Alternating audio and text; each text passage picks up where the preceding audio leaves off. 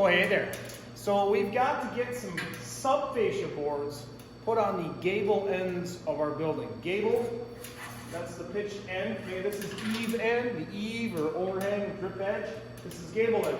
So we need a board that fills this in. And we've kind of got a guide or a template of what that would look like here, except we've got our bird's mouths or seats cut out, and we're notched up here too, and we come up a little bit short.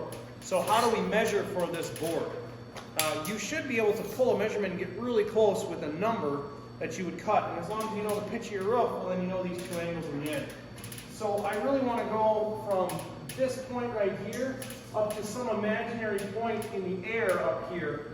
And to make it a little easier, I can go against this truss and push off from this contact point right here.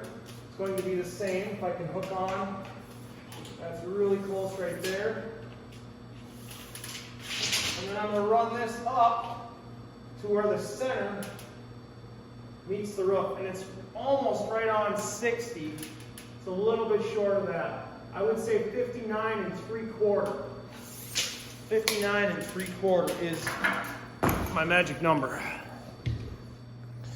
You have now been shoulder mounted. So if I'm really struggling with layout, sometimes I will set the piece in front of the building so I'm oriented the same as the way the piece is going in, and that really helps with angles to make sure I'm doing it right.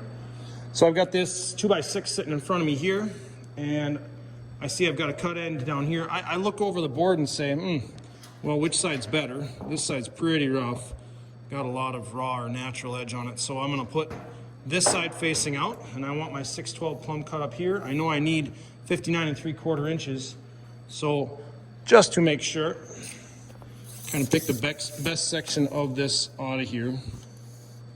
Yeah, somewhere right in here will fit just fine. So let's make that 6/12 plumb cut here first.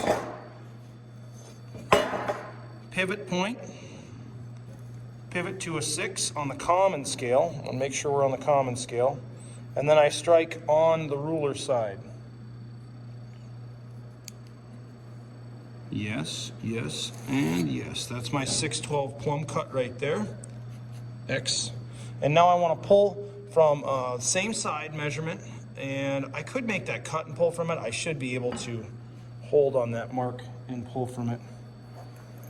If I'm really not sure that I can hook on to that mark.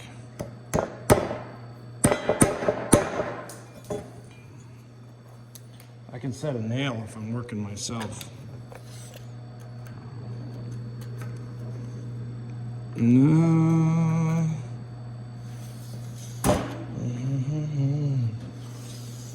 And all I need is a 59 3/4 mark right there.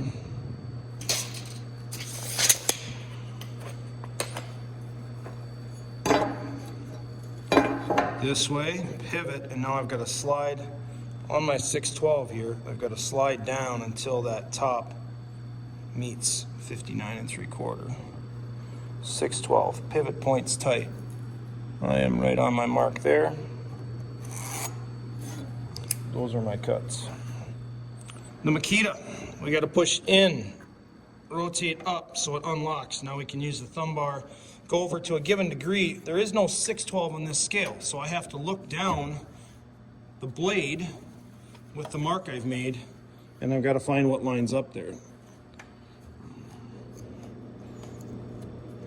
I really need to figure out mathematically how to equate pitches to angles. That would be awesome.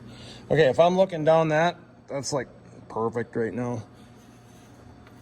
Walk over it a little bit more. I can lock it out if I want it to stay there. Slide just a little bit more. This board definitely doesn't sit flat, so I'm going to pin and hold it flat here.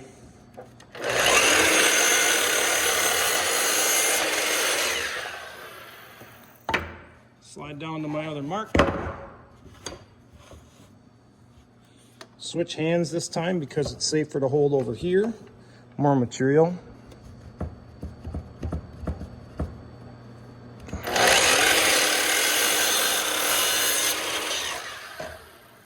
Process my chunks. Firewood, both of them. Let's go see how this fits.